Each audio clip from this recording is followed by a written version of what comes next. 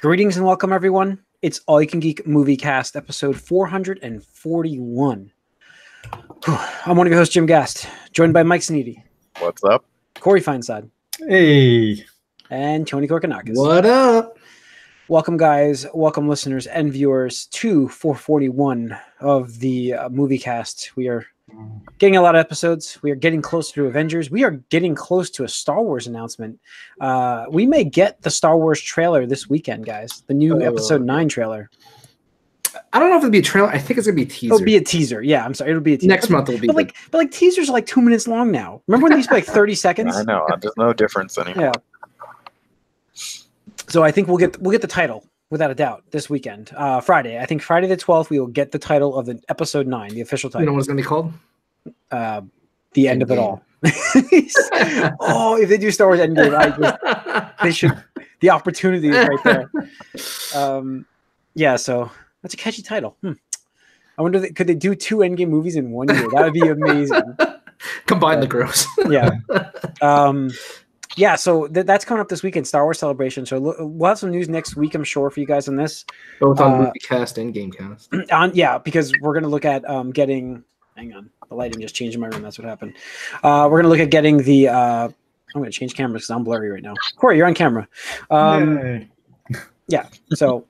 I lost track of what I was saying, but yeah, so we got a whole bunch of stuff. We got the Gamecast coming up with that news, not coming up tonight, but next week we'll have their Star Wars announcement because Jedi Fallen Order is supposed to be announced, but we'll talk about that a little bit on the Gamecast. Right now, let's go to the box office and talk about DC's newest movie, Shazam.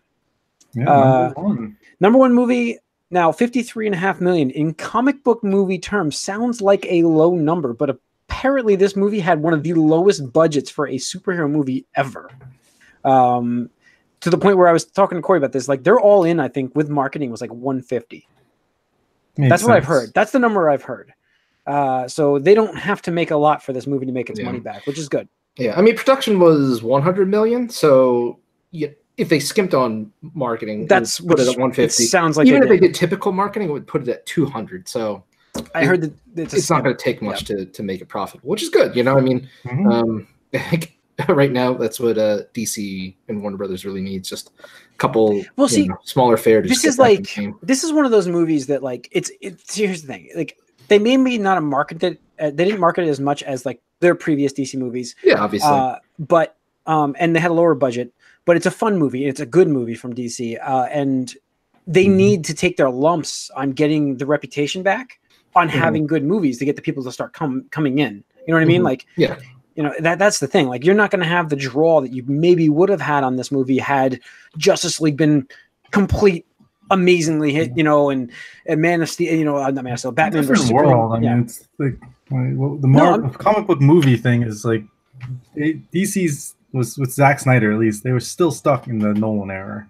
Yeah, I know what I'm saying, but I'm just taking Zack Snyder out of the equation. If his movies had hit though, like let's say they did, it's a hype train kind of thing. You got to ride the hype train, and they have to start building momentum with good movies, and they're doing that with the last few. If Zack Snyder's movies were hits, we wouldn't have this conversation. That's what I'm saying. That's what I'm saying. Yeah. So you've got to take your lumps, is what I'm saying. WB, take your lumps and make these movies that are good, because I do appreciate these.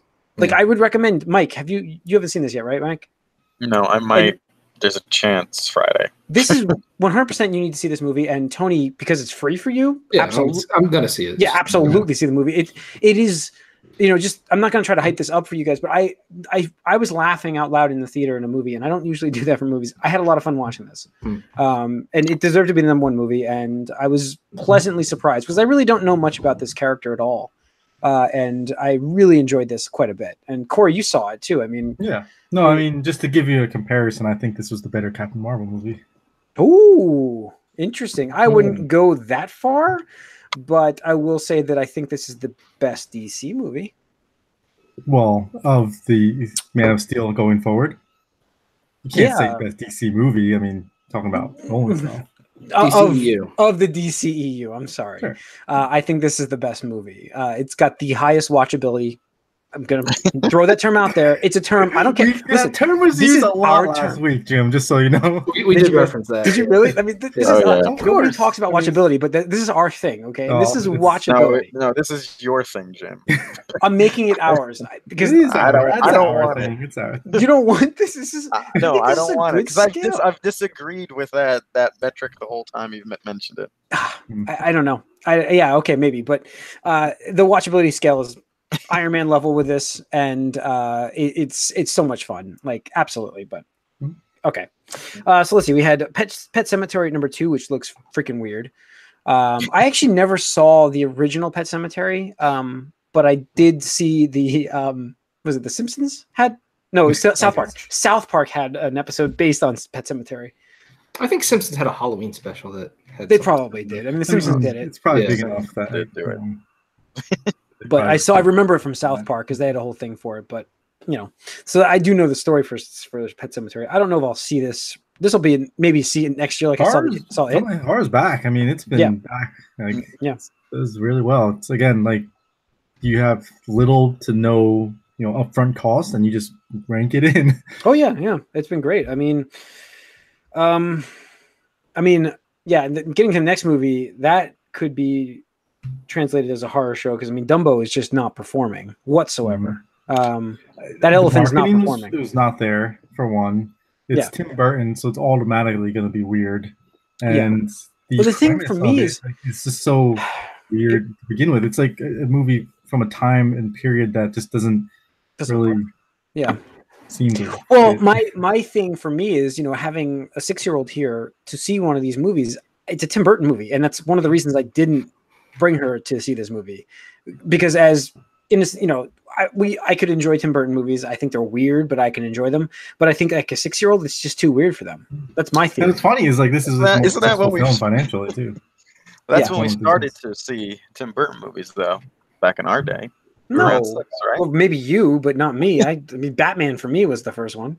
Yeah, I was 3. Yeah, but I was older. I mean, I didn't see Batman in the theaters though. I saw 8. it. No, but I didn't see it in the theaters. I didn't see it right away. I wasn't allowed to. Yeah. So I saw it when I was probably 9 to 10, somewhere in there, probably right before Batman. When did Batman Returns come out? 91? 92, I think. Okay, so I saw it 91. Then. I definitely saw it 91 because I saw it just before that movie came out. It wasn't too long before I had to see it. I did too, but that was about when I was 5 or 6. Yeah, so for me, I was 10, so but I thought it was a weird movie for a 6-year-old. I feel like it's not something for them, and that's probably what's going on in the box office with that. Us at number 4 in Captain Marvel, crossing the $1 billion mark, which I think did it do it last week for you guys? Was it on the podcast? I don't. I forget if we mentioned it, but it's over $1 billion. It's over $1 billion. Congratulations, Marvel! You for a first female director to hit $1 billion. Yep. Really? Not many movies hit billions of dollars. No, I know. It's. I was just like, we take the Marvel movies for granted here, but it's tough to hit this number. Wonder Woman was a great movie, and it didn't hit that number. Now, Wonder Woman 2 will probably do $1 billion, I think. But really, I think so. You don't see an increase? A slight one. I don't see. I think it's going to be around the same. Because now that Captain Marvel came out and like effectively like took the mantle, sort of. I feel like there's less riding on the Wonder Woman franchise. Interesting. That's an interesting way to take it. And it's possible, but I do see it. You got to take improvements again. You got a hype train going. You have I know. I think it'll improve, but I don't know if it'll will that much. I mean, when is Wonder Woman 2 anyways? No one knows. Next year. Does James Gunn's Suicide Squad beat it out? June next year. Well, Birds of Prey is, I think, before Suicide Squad too. Oh, is it? I don't even know about Birds of Prey, but Wonder Woman did 821, so I mean, it really wouldn't need that much of an increase from domestic and foreign to that. That's what I'm saying. I think it's going to be around the same, but I do think it's be a slight improvement. So around the same and slightly better. There's still but 10% window there. So I don't know. I'm not going to undercut. I'm going to try not to undercut movies again. Like I made the 300 million bet for but I made the 300 million call for Endgame, and I'm gonna let it ride for this one. Want to get started on the round of Wonder Woman 1984 bets? Yeah, we got a long time to go. So, go back in time. Yeah. Oh, so that reminds me. That does remind me. Tonight, guys, for those listening, our topic, if you're still listening and not hearing us ramble, our topic tonight will be our favorite moments in the Marvel MCU. So look for that coming up. But let's get into the news first. Oh, let's get into what we've been up to first. Sorry. As I mentioned, I saw Shazam. Thank you, Corey. And it was good. It was good. I would give it. I haven't even thought about a score I would give it. I haven't at all. I just enjoyed it quite a bit. No, I really enjoyed it myself. Yeah. I think it was exactly what I wanted to see from this movie, and I love the ending of it. So it's a good. I like the message as well. It's like, you're searching for something, but just because that you're searching for it and that's what you want doesn't necessarily mean that's what you need, kind of thing. Yeah. What you want isn't always what you need. And what you need isn't always what you want. Yes. And so, I mean, that is the theme. So it does a great job with it. And I think they really do a good job, with the kids in the movie as well. So yeah, you have a pretty kind of a dark story with things mixed into this, and it's still got a lot of humor. I hear the post-credit scene was true. What's that? I heard the post-credit scene was true. True. The rumor. Oh yeah. About, I was just trying to stay. I have no idea what you're talking about, but was it? I heard it was true. No, I mean, as soon as we saw the post-credit scene, all I know is I looked over at Jim. I was like, "Well, it's over." All I know is there's did you see they were actually trying to do damage control in an interview? They're like, "Oh, we just couldn't get the scheduling right. Like we had one day to do the scene in the school." I'm just like. Sure. You can CGI off a mustache, but you can't CGI in the whole thing if you wanted. Yeah. It's all right. The other thing was it was already filmed too. It's like that's what they're saying. They said they that's what I heard, that they had already filmed the cameo and then decided not to use it. Yeah. But then they said that they weren't able to get him and then had a stand-in and then decided not to. Just so off with his head. How many more Justice League members are going to go? Yeah. Is it just going to be one again, it's the ones we expected, though. It's the, Henry Cavill and Ben Affleck. I think the Flash is next. The Flash is next. Apparently, yeah. I mean, nobody cares about Cyborg, so, yeah. Right, but I forget if we mentioned it, but they gave him a chance to write a script. Yeah, we did talk about that on the podcast, yeah. Because it's just so out there, like, okay, write your script for your life, basically. See, the weird part is this. The weird part I've heard now is because we were talking about Suicide Squad 2 getting all the roles rebooted, but now the latest report is that Idris Elba's character is going to be somebody new. They're not going to recast. The report right before that was he was done. Like, scheduling wise, he was out. That was like I saw that story. Like, they're just going to move away from Deadshot, and he's not doing it because he can't. He's going to move on to something else. And now we get this story. It's like, really? No, the story was they're just not going to use Deadshot now at all. But that's what I mean. They're going to make this an original character. The story now. The story before that was he was going to not even be in the movie. Yeah, which he's not. I mean, Deadshot's not going to be in the movie. But they've already cast. Why am I still blurry? Jeez. You've been like that for 10 minutes. Really? There we go. So yeah, they had I don't know. They already cast recast Boomerang and what's her name? Rick Flag guy. No, that's what I mean. They didn't recast. I'm sorry. By recast, I meant. I'm sorry. Yeah, no, they're wrong wording. Wrong wording. They brought back. Yeah. It's just Jake Courtney and Margot Robbie, the two returning actors. No, I think I said that the Black Flag guy or Rick Flag or whatever. Yeah. And who's Amanda Waller? Waller, thank you. Waller's the one that put them together. That's why I was trying to remember that name. So she's back. So basically, it is a sequel, but only rebooting a few characters, but not a sequel because you can't say that. They're just not going to reboot it. They're just going to silly. If you want to get rid of Batman and Superman, but then keep these, what are you doing? That's what I've been saying this whole time. Yeah. So you still don't know what they're doing. They don't know, but they're figuring it out. I hope, because Shazam was good, Aquaman was good, Wonder Woman was good. I mean, they're in Philadelphia. It's right in your backyard. So. Yeah, Tony, it is in Philadelphia. This movie. So. I fucking hate Philadelphia. So I don't disagree with you on this one. I hate parts. Yeah, a lot of parts of Philadelphia. Yeah, I don't disagree with you on that. But whatever. All right. What else we have here? Oh, I have to mention this. I almost did not put this on here, but Disney has come out to confirm I thought we were talking about what we've been up to. I'm sorry. I'm sorry. I cut everybody off. Tony, what have you been up to? No, I didn't say anything. You should have been there. What I watch. I didn't even. I've just been watching random, actually Marvel stuff. I'm not going through all the movies. I just can't do that. But I'm going through the movies I own, which are my favorite ones, and stuff like that. So since last week, I actually watched Homecoming again, and I think this is the first time I've seen it since post Infinity War. And there's a scene where after the whole boat sequence where Tony's yelling at Peter, and he's like, if you even cared you'd be here, he just steps out of the suit, just like, you fucked up, kid. Yeah. But he has that line where he's like, you screwed the pooch, he's like, everybody okay? He's no thanks to you. And he goes, if somebody had died, that would have been on you. And if something happened to you, that would have been on me. And I'm just like, ooh, like, yeah, that's cool. Foreshadowing that we didn't know. Plus, he tries to get rid of him too in Infinity War. In Infinity War, he's like, you're a stow. Yeah. So I really appreciate that. And I mean, every time I see it, just like, spoiler alert, if you for some reason haven't seen Homecoming, just fast forward like a minute.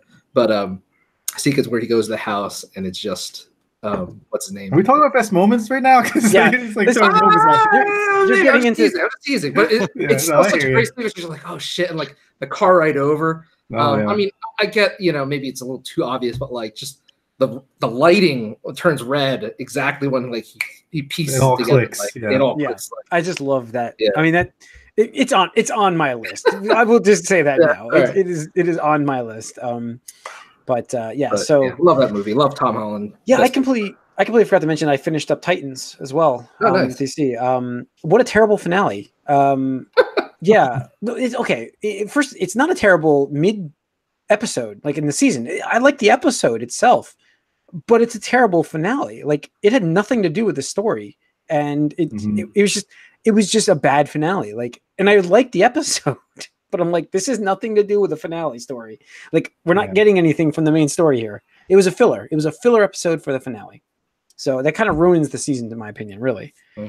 It really... Corey, you finished that, right? No, I haven't watched the finale. Oh, God. It's just like... it's just... you don't even have to. You don't even have to. Right, well, that's what I'm hearing. But Doom Patrol is like a way better show, which is really fun. I'll watch that, yeah. I'll watch Doom Patrol is actually pretty decent. What I did also watch a lot, and I was just like, I had a rough day. Today was at work. I just didn't even really want to do anything, so I watched a lot of YouTube stuff. There is like the Hot Wings things that would interview celebrities on First We Feast. First We Feast. Thank you, dude.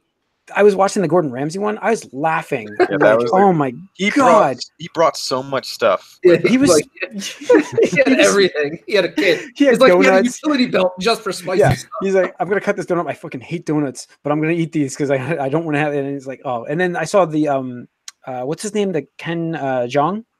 Yeah. That comedian. He just did one in February, and it was hilarious. I was laughing during that one too. Yeah, I got into that today. I was watching a lot of that on YouTube. It's really good. And I even watched their Ultimate Burger thing they did too. First We Feast, they did an Ultimate Burger thing.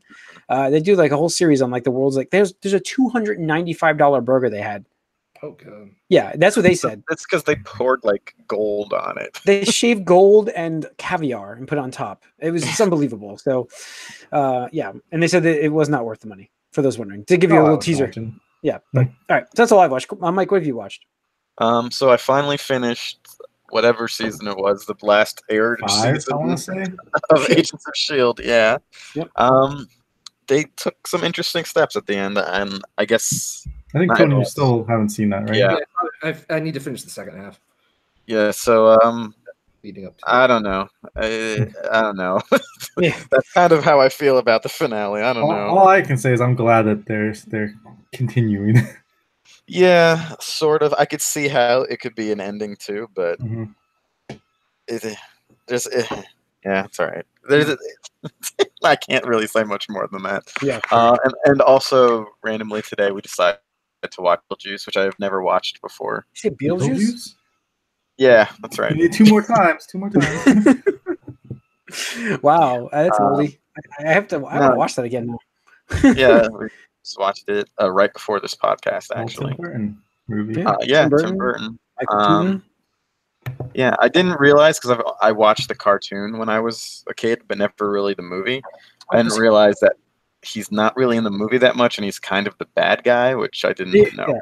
Oh, really? You never knew that? Christina No, Ricci was part in the movie. I thought. Oh, I thought it was Winona Ryder. That's it. Winona Ryder. That's who it is. I'm sorry. I was trying to think of like who the young actress was in that, but yeah. So that was good. I like that movie. But yeah, you don't realize because in the cartoon he's he's like the main character, like the protagonist in the cartoon. Yeah. So it's interesting. Yeah. All right. Anything else to talk about, Corey? No, I just wanted to shout out to Doom Patrol and Jim. If you haven't continued with Expanse, you gotta get through that so you can talk. Oh yes, more. I will continue that. Yes, I will. That's next. So okay, no more YouTube videos at work. I'll watch that. So, all right. Oh, we watched WrestleMania last night too. Oh yeah, we watched WrestleMania 2 nights ago. I forgot about that. It wasn't that bad. It was actually I enjoyed it. It wasn't that bad. Well, last year's WrestleMania sucked, and this one was a lot better. This one was a lot better. It was actually pretty good, and they've managed to not undo everything right off the bat like they usually do. Yeah. It was good. It was good. So, all right. News. Like I mentioned, Suicide Squad 2 is not really getting a reboot. Well, you're going to tease something there. Disney confirmed. I did. Disney has confirmed that some movie that Fox was making is going to actually get a theatrical release. New Mutants will be getting a theatrical release. You might as well just throw it out there. Yeah. Well, the reason has to do with that other news that they're talking about that Feige said. Oh, the other news, is that the X-Men won't be joining the MCU for a very long time. Quote, very long time. Phase 6? I mean, what are you talking? Phase 5? Like, what are we looking at here? I don't know. It sounds like they've already had. Sounds like the next phase, though. See, Phase 4, we're not going to get anything until after Spider-Man Far From Home. I think that's when they're going to announce Phase 4. Mm-hmm. That's the thing. Like, here's the thing. I'm not saying he's a liar, but at the same time, like, he's not going to randomly just say, "Oh yeah, we're going to have mutants in Phase 4" to this fucking random ass interview. Like, no, that's San Diego Comic-Con news. Like, again, sure, we don't know concrete details on anything past Spider-Man Far From Home. Even if you weren't planning to have these characters, you now have these characters. You know, it's right. And the thing is, I don't expect it at least for 3 years. I mean, we know that they work, so many years out. I mean, even if they had the script done right now and a cast ready and ready to film, I mean, it'd take 2 years for production, post-production, all that stuff. So I mean, it just doesn't make sense for at least 3 years. If it fit into their plan, they would fast track it. They fast tracked Spider-Man because it fit in the plan. Like it made sense. But because they have something, I think that they're looking to do for Phase 4. See, I still but they've been building for 10 years for a world without the X-Men. So it's kind of hard to pivot right here. I still think in my mind right now, the big bad of the next 3 phases, like if they want to do something like they did with Thanos, the next one in my mind that could do this would be Doctor Doom. Yeah. And like that's who they just got. And I feel like you're missing out if you don't bring him as the big bad in, into Phase 4, 5, and 6, depending on how you want to do this. I don't see. The thing is, so the thing is with Guardians, with Captain Marvel, with Thor, we have a good foundation for the cosmic aspect of the MCU, which can delve into Fantastic Four. And then down the line, not immediately, but the X-Men too, when you factor in the Phoenix Saga. So I mean, they have a couple different places they could go. I certainly think Doom and Galactus are 2 of the front runners for that. So that's what I mean. Like, that new movie that isn't Angelina Jolie in like some Eternals, and that Nyan Giari guy. Right. I butchered his name. Sorry, guy. He even says his name's impossible. So sorry, guy. Yeah, but no, he's starring alongside of her in the Eternals, which is coming out. So they're going very cosmic. It looks like still in the next set. But they said Phase 4 will be a 5-year plan.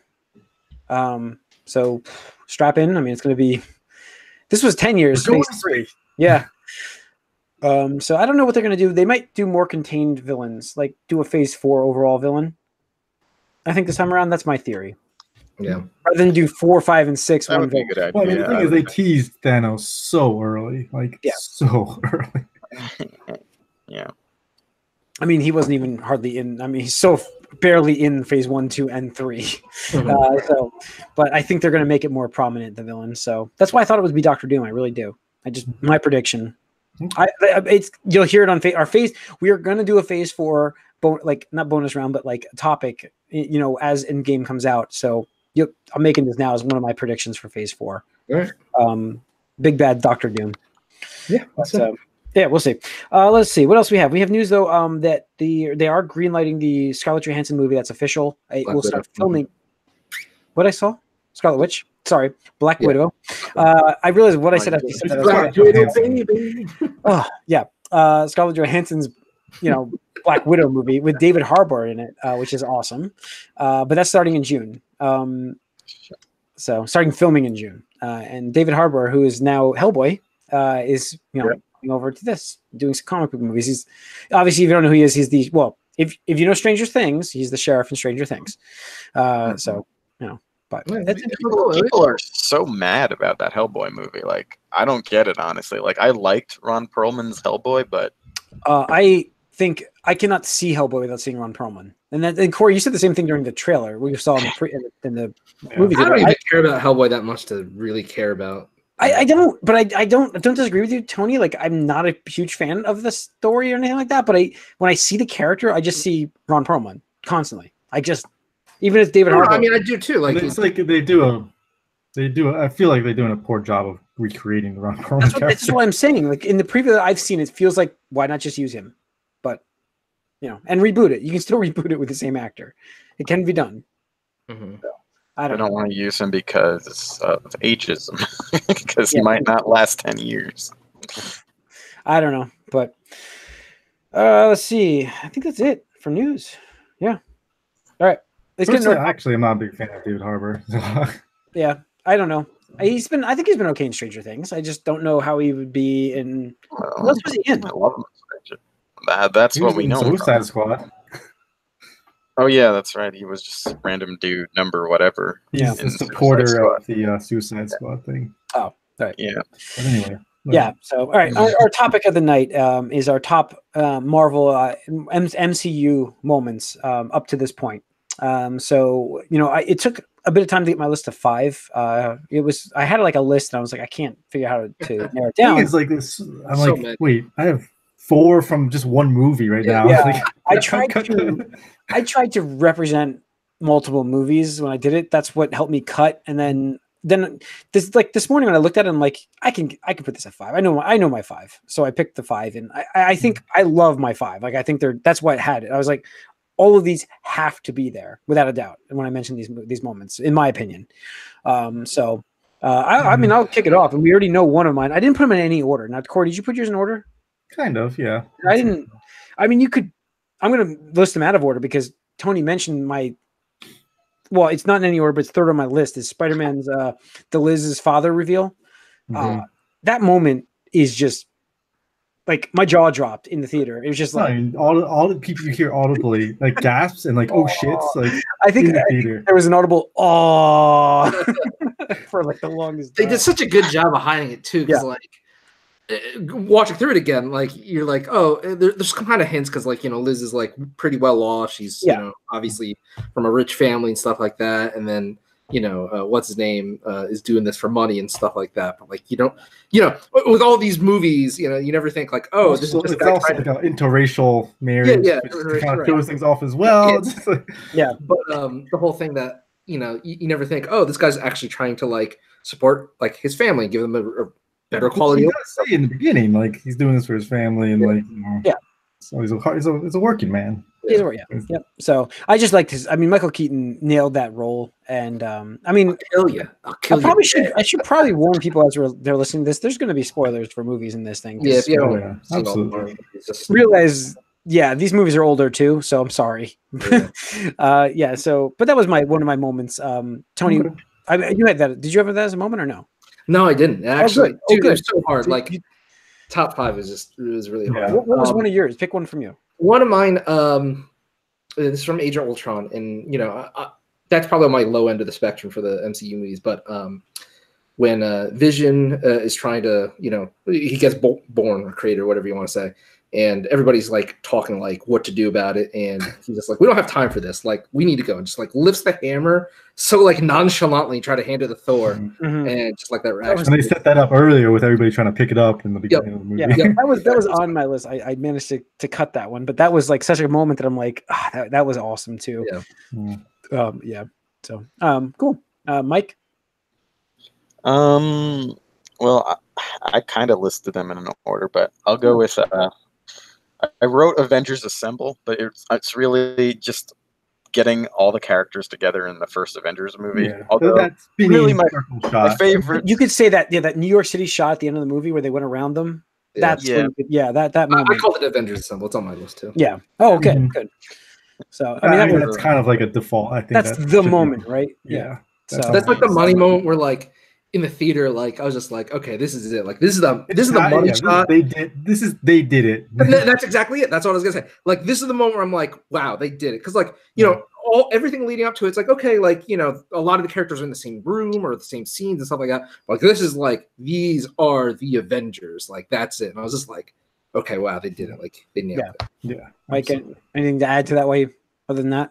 No, I mean it was just again like just proof that it would work. Yeah, that was it. That was amazing.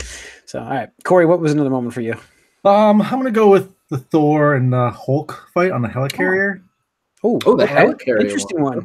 Okay, that was a good fight. Yeah. You know, I think I like that fight better than the Ragnarok fight. I just think, just like when Hulk tries to pick up the hammer and he's like he can't, and then you know, just that sequence. I love that sequence with even. Before that, with him chasing Black Widow and him turning. Oh, that sequence was amazing! Oh my god, I forgot about. I didn't put that sequence down. She was just running for her life. Oh, right, that sequence was incredible. I forgot about that. And all that it's almost turned into a scene, but I put it down as the helicarrier fight. So okay, yeah, that's good. Another one I had. We'll stick with Avengers 1. Coulson's death. Yeah. That was the moment for me. Like that was the moment that brought them together. There's the assemble. I guess you could say that's the assemble moment for me. Was that? Yeah. So I had it on my list originally, but this is one of those times where like just because he came back in Agents of Shield, yeah, I know like, so don't get me wrong, it's still impactful, but like you know, just the fact that I was like, oh, well, he went through a whole ton of shit. Well, plus, after that, it's like kind of it wouldn't have if he had actually just died there. Probably. We didn't see it happening though. That was like I was like, oh shit! No, like, I know. That was it for me. So, to me, I almost feel the opposite way about it though, because Coulson became like more of a character. Like I care more in retrospect. At the time, I was sort of like, what do they care about this guy that they didn't? They were making fun of him and kind of mad at him the whole time. Like, why do they care so much? Like, Cap's been to war. Like, what is that? But, I don't know. I just thought even then, up to that point, he was in every movie. You know, he was there every time. He was barely, and he was like he was sort of glue. By all he was the one that brought them together. Not Nick Fury. That was Coulson. I think you need to see what actually happened again in all those cameos. Coulson was the guy who actually made the FaceTime. Yeah, that's what I mean. Like, he was the one that was out there doing it, the recruiting. Sure, if we want to throw that moment out, he was boots on the ground. Iron Man in credit scene with Nick Fury sitting there. Yeah, but he was also then he was in Iron Man 2 a lot. But okay, that was on your list. No, I mean, we're talking about moments. Okay, yeah. Like, I'm sorry, I didn't know. When Iron Man ended, and you get an end credit scene with Nick Fury sitting in the chair. It's like we're gonna do this. Like. That was like, oh shit, they're doing it. Let's see if this is gonna work. Like that was a moment where, you know, Nick Fury, Samuel L. Jackson, they basically remodeled Samuel. Like they made Nick Fury in the comics modeled after Samuel L. Jackson, and he actually is playing Nick Fury in the movies. It's like I had read that maybe we talked about it, but I had read that Samuel L. Jackson actually agreed to let Marvel use his likeness for the Ultimate version. Yeah, with the specific clause that like if they ever do movies, he wants to be able to play the character. Interesting. I was just like, all right, like. Yeah, but I think we even joked about it in the Ultimate Comics, like where like a couple of the characters talk about like, oh, if they do make movies, who would play you? And it's like Samuel L. Jackson, the only one. Like, yeah. Who's up for moments? Tony? Like I said with the Mike, just Avengers Assemble, just like moment. Mike, do you have another one you want to add? So next up, I think I'll do actually from the same movie. I'm going to talk about the fight between actually when Captain America joins in with the Thor and Iron Man fight. And there, because talking about what would work and what wouldn't. I don't think God dresses like that. Yeah, no, but I mean, at that point, you're like, all right, how are they going to justify Cap like being with these people?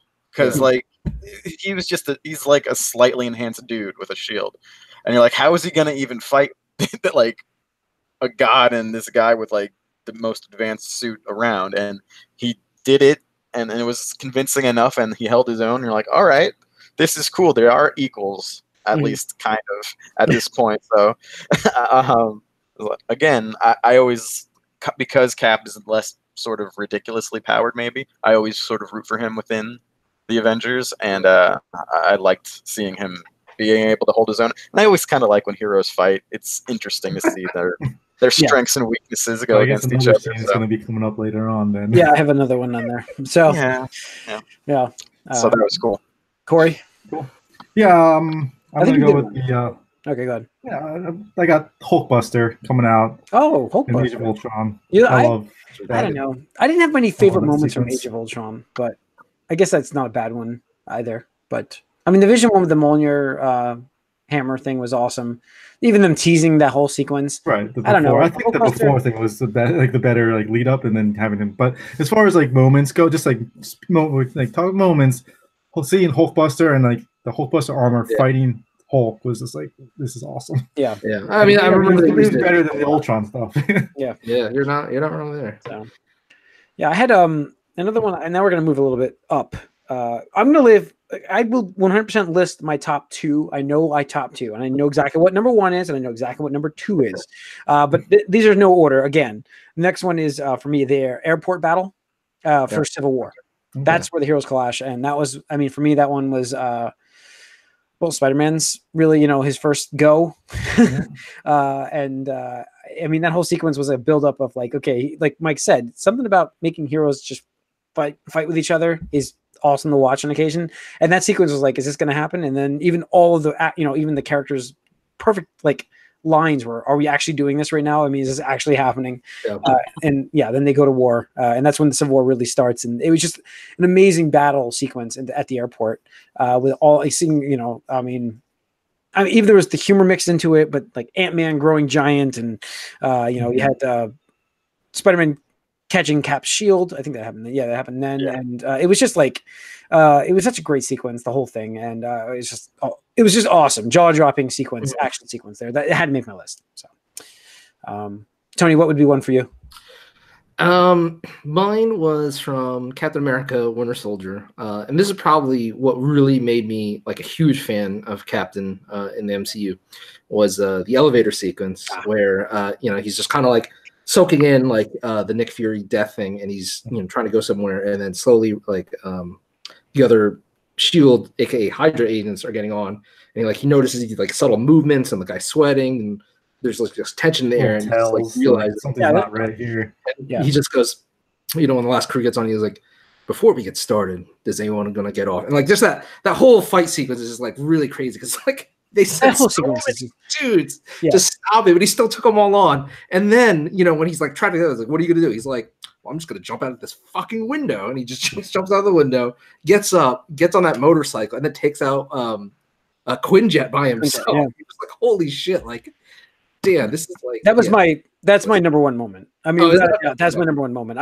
That sequence for me was the like crazy turning point for that movie. That it was just like, it made it like my favorite Marvel movie right now. It's just so awesome. That twist, that sequence is just so awesome. That's actually next on my list too. Yeah, I mean, it's such a great moment. Same scene. Yeah, and honestly, I do recall that's pretty close to a comic, like the panels in the comic, how it went down as well. So I thought that was pretty cool. The whole like, there's definitely a panel with his shield like breaking through the window of the jet while he's like grabbing on to like get into it. So yeah, I really appreciated that too. So it was. That was it's on my list, obviously. Here we go. I was wondering how much overlap we're going to have on the list. Yeah. I knew this one was going to overlap. I knew it. That's the first moment I thought of when we like talk about moments. Like that to me was like the epitome of a superhero doing superhero things in like a situation where like he's against all odds, he's gonna come out on top because he's a superhero, so. Yeah, and just like that line is just so badass too. So, you're not taking me. Yeah. The other thing, I know one of the criticisms of the MCU, which I can agree with, is there's not a lot of strong themes, like character themes and stuff like that. But the sequence is probably my favorite theme after the Avengers scene. I think the musical track is called like "Taking a Stand" or something like that. They use it in the credit sequence for the movie too, but like just like the soundtrack just adds and elevates that sequence, and it's just like I love listening to it because it's so heroic, and it's like really fitting of, in my opinion, Captain America without being like the hokiness of like the first Avenger film and stuff like that. But yeah. All right, I have one more sequence. My number 2 sequence, I can say was my number 2 sequence, was just happened. It involves the snap, but it also involves like it's the clash. It's the Thor Thanos clash, and then the snap. Like that whole sequence for me was just, bring me Thanos, and and then I love that sequence. I love that sequence. Yeah, it was hard. That's definitely a good sequence. I had to think. I was like, man, like, just. The arrival of Thor on at Wakanda was a huge sequence because like you just had the Bifrost thing, and then just like Stormbreaker just like being thrown and just chopping through the enemies and stuff like that. It was awesome. And then the Avengers thing, that was like a really good moment. I remember seeing it opening night, like the crowd just went wild and stuff like that. I mean, awesome. like I said, that sequence with him getting to Thanos and then like realizing like should have gone for the head, and then the snap, and then for me that end part of that, like the whole fight sequence was great, but for me specifically the clash where like Thor's been calling out Thanos the whole time, Stormbreaker's the thing that's going to save us all, and then he fails on that. But I thought that for me was like an amazing sequence. I had to put that on the list. So but Tony, would you have another one or? I have 2 more. So the one more I have is just the Titan fight on Infinity War. That's my number 2. Yeah. It's so hard because like I went back and forth because I was like airport battle, Titan battle. I was like like it just eked it out onto my list. But when I rewatch Infinity War, I just love how all the heroes come together, and you see a lot of spectacle in like their power sets because you have Doctor Strange with his mystic arts, you have Star-Lord with his futuristic sci-fi gadgets.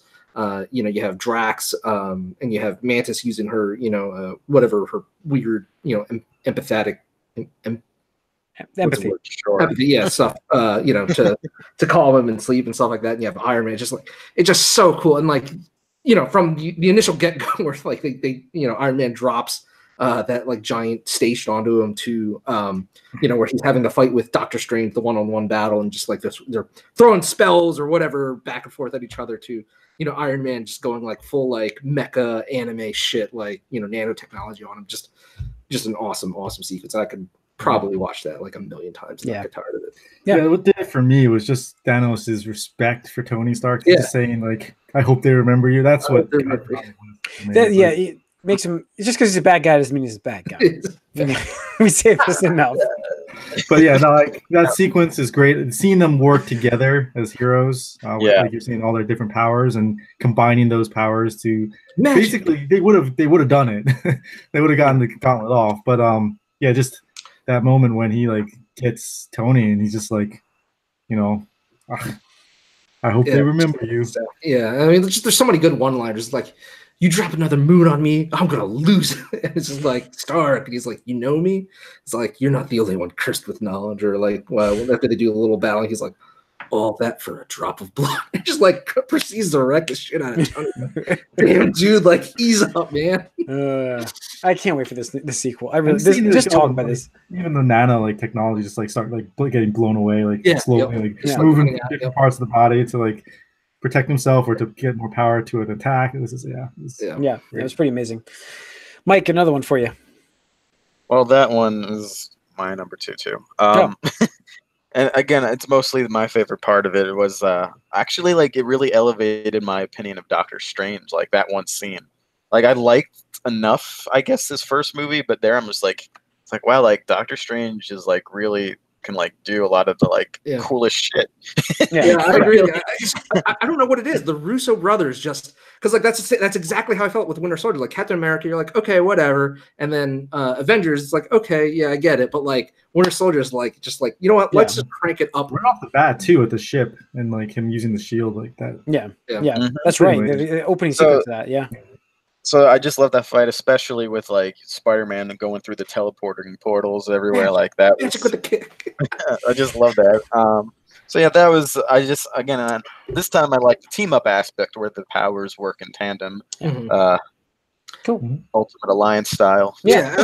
I thought it was really cool because like this is like one of the few times where like they were legitimately just like overwhelmed and overpowered. Yeah, and just outclassed. Like, yeah, you could argue like the Loki, but they were fighting the army, and even with Ultron, you know, they're fighting an army, and then Civil War, they're fighting each other. This is the time where it's like we're all focusing on one dude, and we're like struggling. It's just like, oh shit, this dude's a badass. But they work together, unlike the Ninja Turtles with Shredder. The Ninja Turtles one should have done that, man. Corey, what's another one? Well, that's really, I mean, you got through yours. All right, I got through mine too. As we were talking, I have others that I would talk about, but yeah, as far as like. Narrowing it down. The last one I had on my list is actually probably on the opposite end of the spectrum. But again, going back to Winter Soldier, towards the end, actually near the end, when Steve finally disabled the 3, helicarriers or whatever, and he's still going at it with Winter Soldier / Bucky, and he realizes like what's he even doing? He's like, I'm not going to fight you, and Winter Soldier's just like, he's like, you're my friend, and Winter Soldier's like, well, you're my mission, and then he just goes, well, then finish it, and he goes, he quotes Bucky from the first movie where he's like, because I'm with you to the end of the line. And I'm just like, damn, that was like a really, like, I don't know, to me it was a really poignant like character moment, because it was just like, we talk about how like, he's a man at a time, just displaced, and like there's nothing really except for Bucky, he found out in this movie that was still alive, and to me it was like a sacrifice where he's like, he would rather die to him than live in a world where like he had to keep fighting like his best friend that's under mind control. And it was just like, it's like right there. Yeah, that was good. Anybody else got any more? That's it, Mike? I think I just have one more, which was basically mostly Spider-Man at the airport scene, just because that was his introduction. That was his introduction, yeah. And he actually got to again like do some interesting stuff in the fight that like you didn't think of automatically. It's really funny watching the airport scene because of Spider-Man, because like he just seems so overpowered in a lot of it, where he's just like kind of like joking around with Winter Soldier and Falcon. He's like, whoa, do you have a metal arm? Like just that's right, I forgot about this. Yeah. Oh man. And then I love the line where like he's like asking Falcon about his wings, like, oh, is that poly whatever, and then Falcon doesn't even respond. He's like, is this webbing stuff coming out of you? Really fun. Oh, that's great stuff. I just love Tom Holland as Spider-Man. Yeah, he's done a great job. Done a great job. So, so seems like elevator fight was number one. I think elevator fight was number one. I didn't really write down the other ones because there was so many random ones, but I think elevator fight could be our number one without a doubt. So, wow. I think that's everyone. So I think it's going to wrap up this cast, right? Good. Yep. Thanks for tuning in. 2 more weeks. We got another episode coming up of topic with 2 more topics coming up before Endgame. We already told you where we're heading with it. The last one though, it'll be a Phase 4 / Endgame predictions. Look for next week for the next topic though. Write us podcast at allicangeek.net. Follow us on Twitter, allicangeek. Like us on Facebook and subscribe. Hit that subscribe button to our YouTube if you're watching this on YouTube. And thanks for tuning in. Tune in to the Gamecast. See ya.